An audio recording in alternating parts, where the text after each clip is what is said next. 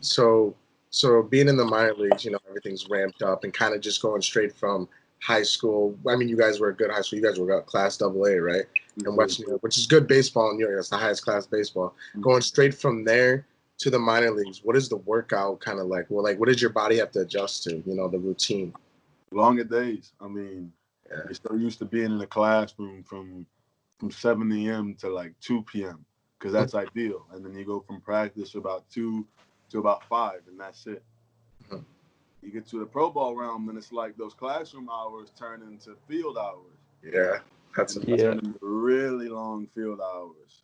Yeah. So, like, if you're there I remember we used to get there at 2. Now, practice would start at 2 for a 7 p.m. game.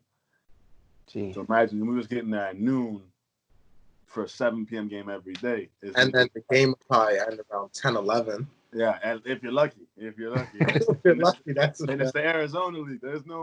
Ain't no fans, ain't no beauty in it, bro. It's almost coming from Lancaster. It's almost like a step down with the atmosphere because it's nothing, bro. It's just you playing against another team, and the only fans is your pitchers. Yeah, the dude that's charting, like. Yeah. That's that stadium is hot. Yeah, it's like 110. Yeah, it's fun.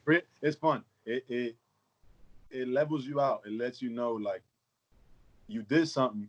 You got drafted. You did what you had to do, but there's more to it.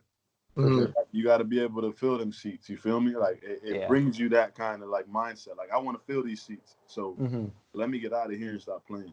Yeah.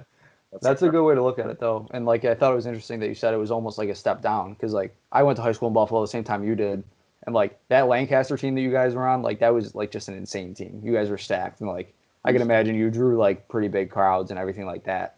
So it must have been weird, definitely. It was very, bro. It was a drastic change coming from the environment I had to play in before and seeing literally nothing. Like, and especially on the other side of the country too. I mean, that's bro.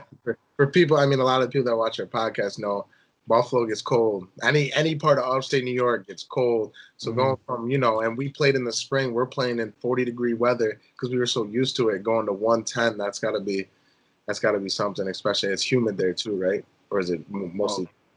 I don't even, bro. To be honest, I don't even know the difference between the dry and the humid. I just know it is hot. It's hot. You sweat. That's all you know. I'm sweating. Either if it ain't, my sweat ain't dry. I'll tell you that.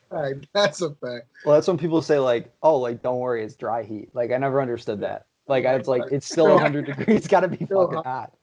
I'm like, I didn't know that made it better. Thank you for letting me know it's dry. Yeah.